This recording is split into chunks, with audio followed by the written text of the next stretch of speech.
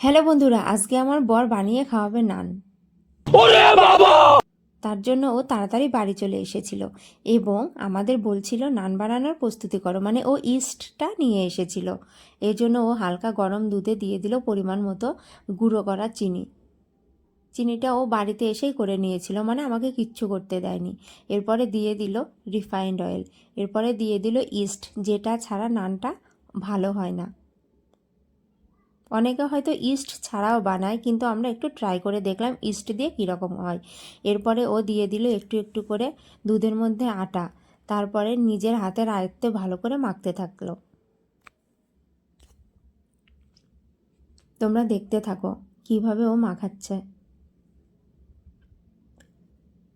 এরপরে 30 মিনিটের জন্য ঢাকা দিয়ে রাখলো।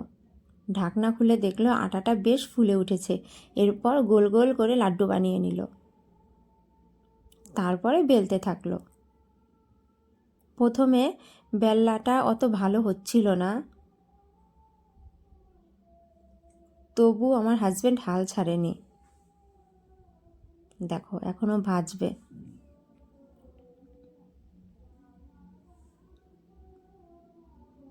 দেখতে থাকো ও কীভাবে বানাচ্ছে। প্রথমেরটা পুড়ে গিয়েছে, কিন্তু আমার হাজব্যান্ড বলল নান নাকি এরকমই হয়। তো আমি তো অত ভাজিনি, আমি সেই জন্য কিছু বললাম না।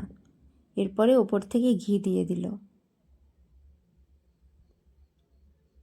তারপর আর একটা ভাজা শুরু করলো। তোমরা দেখতে থাকো। এরপরে আবার আমি ভালোভাবে বেলে দিলাম একটুখানি ময়দা অ্যাড করে। এই দেখো এগুলো কিন্তু খুব সুন্দর হয়েছিল, ফুলেও ছিল এবং নরমও হয়েছিল। এই দেখো, এরপরে আমার হাজব্যান্ড চিকেনটা নিজেই রান্না করেছিল, মানে চিকেন দিয়ে নান দিয়ে খাবে, সেই জন্য ও আজকে সব কিছু নিজেই করেছে।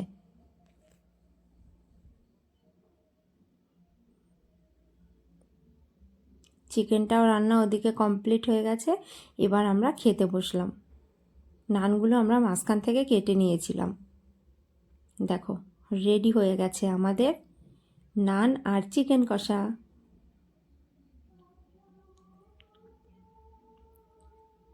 ভিডিওটা যদি ভালো লেগে থাকে প্লিজ লাইক, কমেন্ট, শেয়ার ও সাবস্ক্রাইব করে দিও। ধন্যবাদ সবাইকে।